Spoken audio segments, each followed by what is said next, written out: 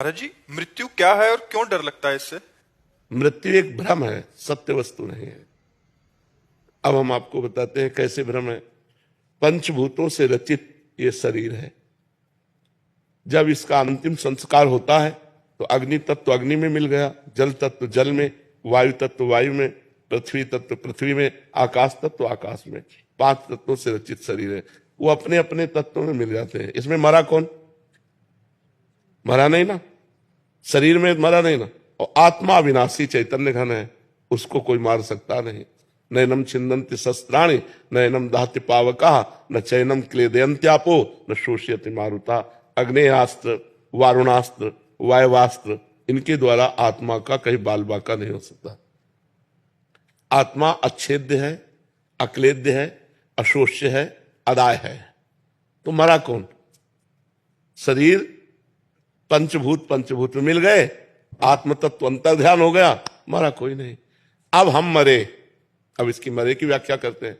हमने इस शरीर को अपना मान लिया, मैं स्त्री मैं पुरुष, और इसमें नियत समय तक रहना है, 50 वर्ष 70 वर्ष 80 वर्ष 100 वर्ष।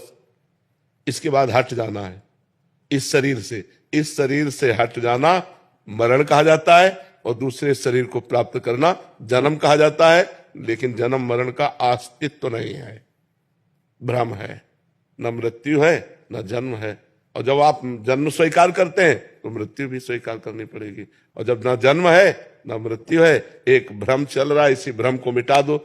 जा सुकृपा सब भ्रम मिट जाई, गिरजा सोई कृपालु रघुराई। भगवान के चरणों का आश्रय लेकर भजन के बल से भ्रम मिटा दो, तो जो मैं तत्व है उसमें कभी किसी की दाल नहीं गल सकती, न काल की, न मृत्यु की, न अस्त्र की, न शस्त्र की। तो वो अपने स्वरूप में स्थित। शरीर का राग छूट गया, वो जीवन मुक्त हो गया, मृत्यु विजयी हो गया। मृत्यु ट्रांसफर है। मृत्यु का मतलब है ट्रांसफर। यही है अगला जन्म, और ये छोड़ना हुआ मृत्यु। मृत्यु और जन्म एक भ्रम है, अज्ञान जनित है। जब तक ये नष्ट नहीं होगा अज्ञान, तब तक ये क्रम परंपरा चलती रहेगी। जैसे स्वप्न में एक आदमी समुद्र में डूब रहा है, अब उसके बचाने का उपाय क्या है? वो जोर से चिल्ला पड़ा, मैं डूब रहा हूं, बचाओ। अब जितने जागने वाले हैं, अब क्या उपाय कर सकते हैं? समुद्र के आसपास वो अपने को देख रहा है कि मैं समुद्र में डूब रहा हूं, हल्ला मचा रहा है कि आसपास लोग हैं, मुझे बचा लें।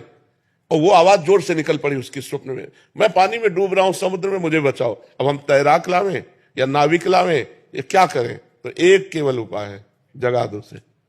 जगा दो तो एक बूंद पानी नहीं था, जहां डूब के मर रहा था एक बूंद पानी नहीं था, केवल स्वप्न था। नहीं, तुमा कहूं मैं अनुभव अपना, सत हरि भजन जगत सब सपना। ये पहले रूप नहीं था, 60 वर्ष पहले ये रूप नहीं था।